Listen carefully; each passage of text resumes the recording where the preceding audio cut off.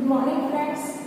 Chapter number 7 માં ઉદાહરણ number 3 આપણે જોઈએ. ઉદાહરણ 3 ની રકમમાં આપેલું છે કે રેખાખંડ AB એ બીજા રેખાખંડ CD ને સમાંતર છે. એટલે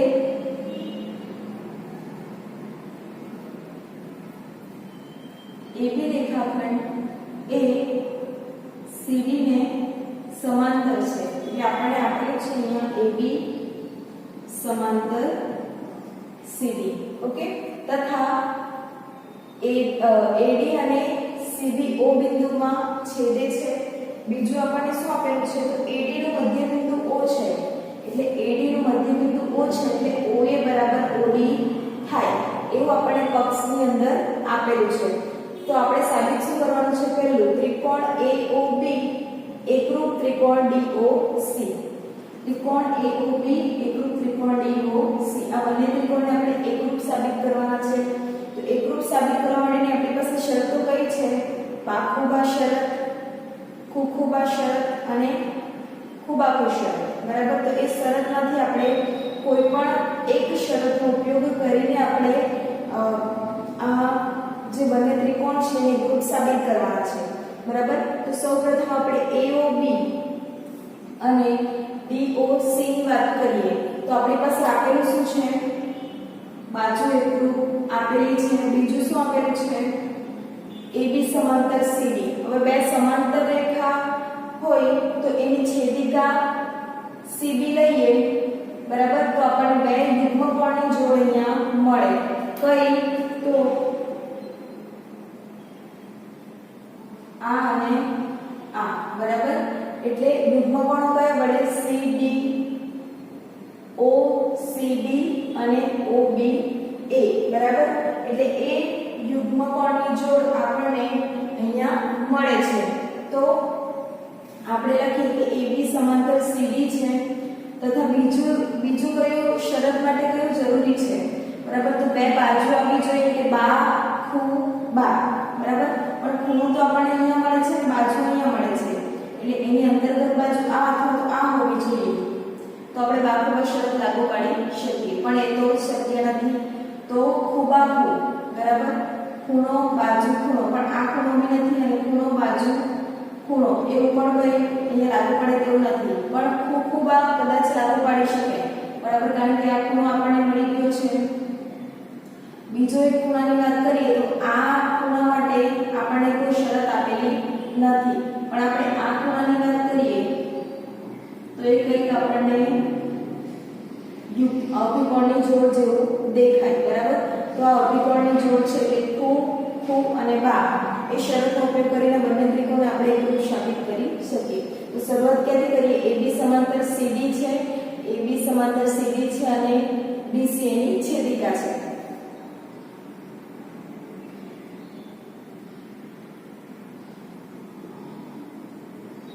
BC છેદિકા છે માટે BC જો છેદિકા હોય તો યુગ્મકોણની જોડ બને.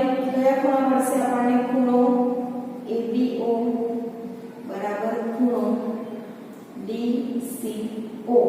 બરાબર. યુગ્મકોણ એટલે આ છે ખૂણો. બાજુ આપણે ખુખુબા શરત લેવાની છે કે બીજો એક ખૂણો કયો? AOB અને DOC.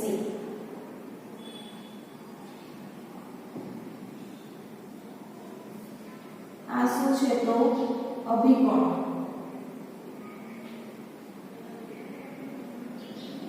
એ પણ શું છે? ખૂણો છે. બરાબર. અને બાજુ AO બરાબર OD. એ શું છે તો બાજુ. જે આપણને પક્ષમાં આપેલું છે કે O જે છે તે AD નું મધ્ય બિંદુ છે એટલે OA બરાબર OD થાય. બરાબર. એટલે આ અહીંયા ખુખુબા શરતનો ઉપયોગ કરીને આપણે બંને ત્રિકોણ એકરૂપ સાબિત કરી શકીએ. એટલે આ પહેલા માટે આપણે સાબિતી આપી છે.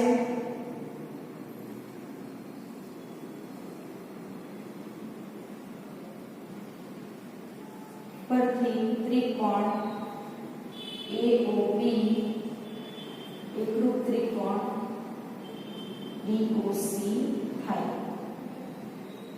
બરાબર. એટલે આ પહેલું જે આપણે સાબિત કરવાનું હતું તે થઈ ગયું. હવે બીજું આપણે શું સાબિત કરવાનું છે તો O એ BC નું પણ મધ્ય બિંદુ છે એવું સાબિત કરવાનું છે કે O બિંદુ જે છે તે BC નું મધ્ય બિંદુ થાય. BC નું મધ્ય બિંદુ જો થતું હોય તો OA બરાબર OD થાય. જો આપણે OA બરાબર OD સાબિત કરી લઈએ તો આપણે કહી શકીએ કે O જે છે તે BC નું મધ્ય બિંદુ છે. આપણી પાસે બંને ત્રિકોણ એકરૂપ છે, એના અનુરૂપ અંગો OB અને OC થાય. બરાબર, તો OB અને OC ને આપણે સરખા સાબિત કરી શકીએ, બતાવી શકીએ, કારણ કે બંને ત્રિકોણ એકરૂપ છે. અહીંયા લખવાનું OB બરાબર OC થાય, કારણ કે CPCT ટૂંકમાં આપણે લખી દઈએ કે એકરૂપ ત્રિકોણ અનુરૂપ અંગો સરખા થાય. OB બરાબર શું થઈ ગયું? OC થઈ ગયું. માટે OB બરાબર જો OC હોય તો OA BC નું મધ્ય બિંદુ થાય. બરાબર, આપણે બીજું જે પણ સાબિત કરવાનું છે પણ આપણે આ રીતે સાબિત કરી શકીએ કે O ત્યારે મધ્ય બિંદુ છે જ્યારે OB બરાબર OC થાય. તો બંને સરખા સાબિત થઈ ગયા કારણ કે બંને ત્રિકોણ એકરૂપ છે. તો એટલા માટે OB બરાબર OC સાબિત થઈ ગયું. એટલા માટે O જે છે એ BC નું મધ્ય બિંદુ છે એવું આપણે લખી શકીએ.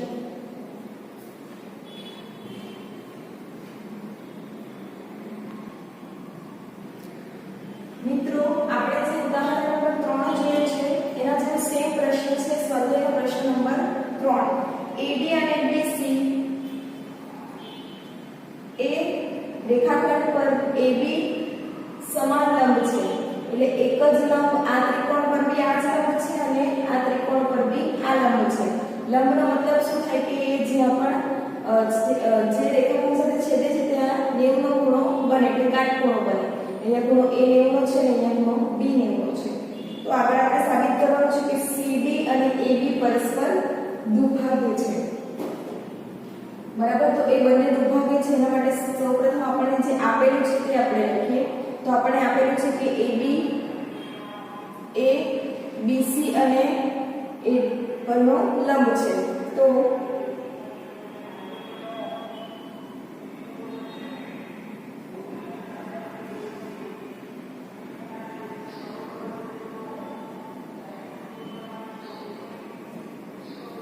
પરનો લંબ છે માટે ખૂણા 90 ના થાય. કયો ખૂણો? BAD બરાબર ખૂણો ABC બરાબર 90.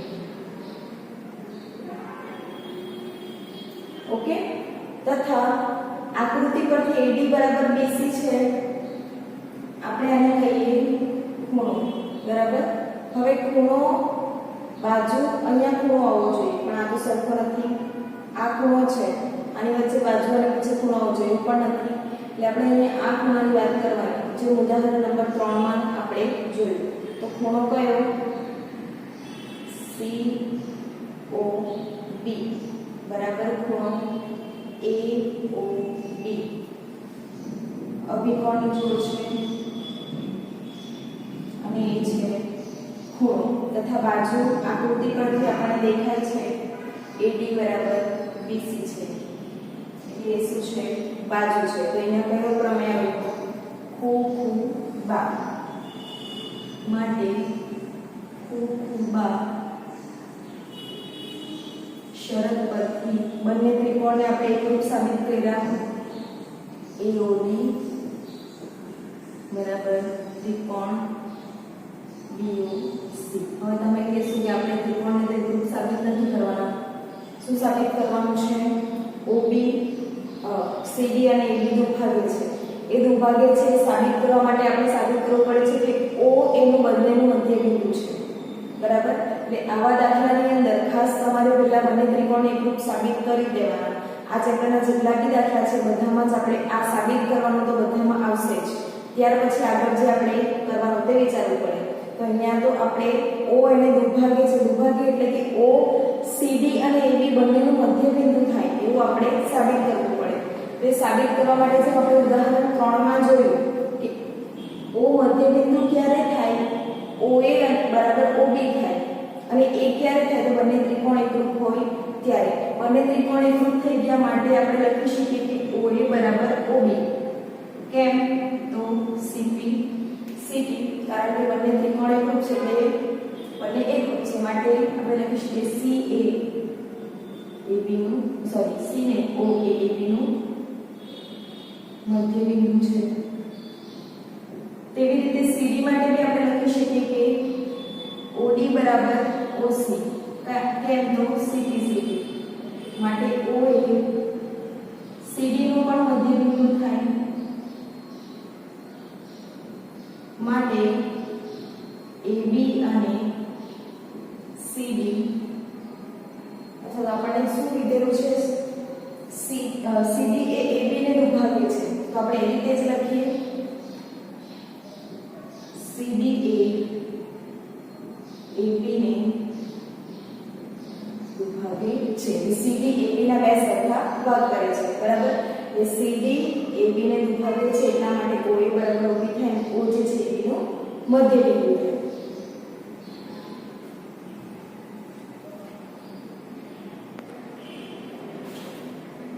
મિત્રો આપણે ચેપ્ટર 7 માં જે સ્ટાર્ટિંગમાં આપણે જે માહિતી જોઈ હતી એ પરથી આપણે કેટલાક MCQ એક્સ્ટ્રા છે જોઈએ, કારણ કે તમારી ટેસ્ટની અંદર MCQ આવે છે તો MCQ ખાસ તમારે ધ્યાનથી જોવાના છે બરાબર. MCQ માં કંઈ ભારી નથી.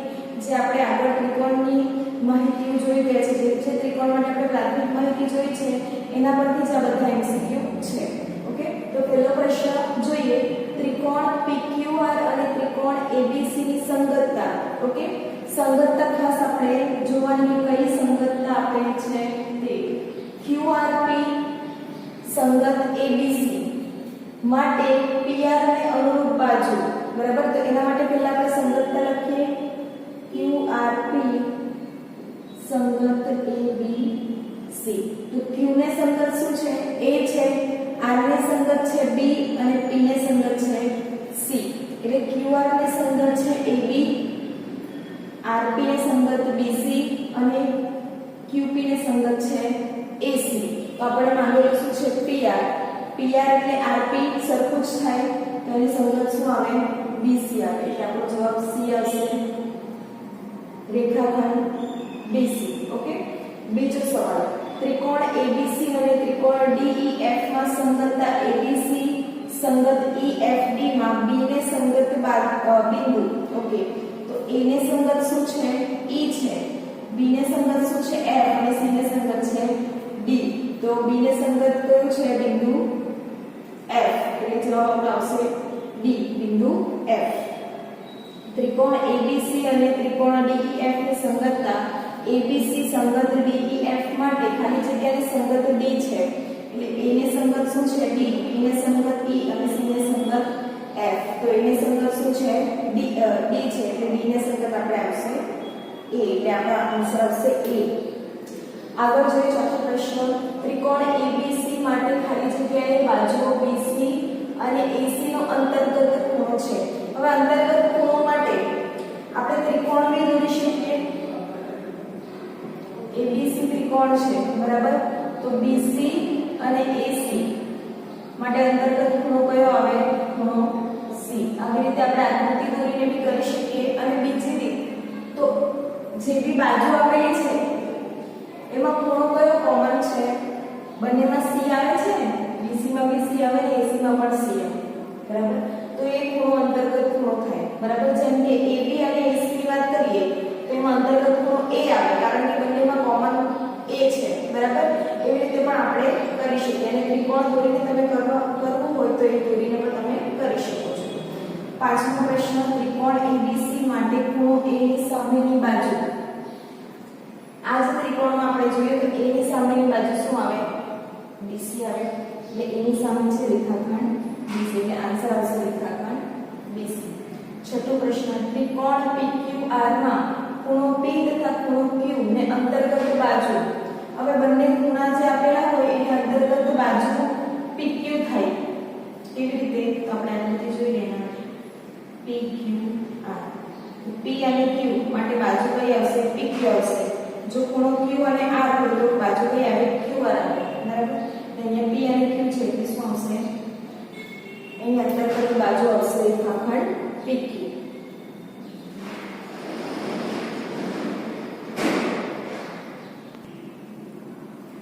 આગળ જોઈએ 7મો પ્રશ્ન.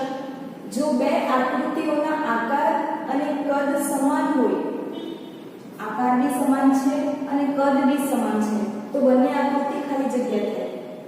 ઓપ્શન જોઈએ સમરૂપ, એકરૂપ, સમરૂપતા અને અસમાન. તો સમરૂપ અને એકરૂપ, બરાબર. એમાં સમરૂપ એવો કોઈ વિકલ્પ આપણે આકૃતિ અને કદ માટે વિચારી શકીએ નહીં, પણ એકરૂપ આપણે શબ્દ સાંભળ્યો છે જે આ ચેપ્ટરમાં બી આવે છે, બરાબર. એકરૂપનો મતલબ જ થાય કે આકાર અને કદ સમાન હોય. સમરૂપતા એક ગુણધર્મ છે એટલે એ તો આવશે નહીં, અને અસમાન બી ના હોય. ઓલરેડી સમાન આપેલું છે એટલે અસમાન ઓપ્શન તો આવે જ નહીં, એટલે આનો જવાબ શું આવશે? એકરૂપ. આગળનો પ્રશ્ન છે નીચેનામાંથી ખાલી જગ્યા એકરૂપ નથી. એકરૂપ નથી આપેલું છે એટલે આમાં 4 ઓપ્શનમાંથી 3 ઓપ્શન એવા હશે જે એકરૂપ હશે અને એક ઓપ્શન એવો હશે જે એકરૂપ નથી. એકરૂપ એટલે કે આકૃતિનો આકાર અને કદ સમાન હોય અને એવો એક પ્રશ્ન છે જેમાં આકાર અને કદ સમાન ના આપેલા હોય. એટલે ઓપ્શન આપણે પ્રશ્ન ધ્યાનથી વાંચવાનો શું આપેલું છે, પછી ઓપ્શન બી 4 ધ્યાનથી જોવાના. પહેલો ઓપ્શન છે સમાન ત્રિજ્યા ધરાવતા બે વર્તુળ. બે વર્તુળ છે, બંનેની ત્રિજ્યા સમાન છે, બરાબર. તો બંને વર્તુળ કેવા થાય? એકરૂપ થાય, કારણ કે એની ત્રિજ્યા સમાન છે એટલે વર્તુળના આકાર બી કેવા થાય? સરખા થાય. આ બંને વર્તુળ છે, બરાબર. બંનેની ત્રિજ્યા 2 સેન્ટીમીટર છે, તો 2 સેન્ટીમીટર હોય તો બંને વર્તુળ એકરૂપ થઈ જવાના, કારણ કે એમાં વર્તુળની ત્રિજ્યા સરખી આપેલી છે. સમાન બાજુ ધરાવતા બે ચોરસ.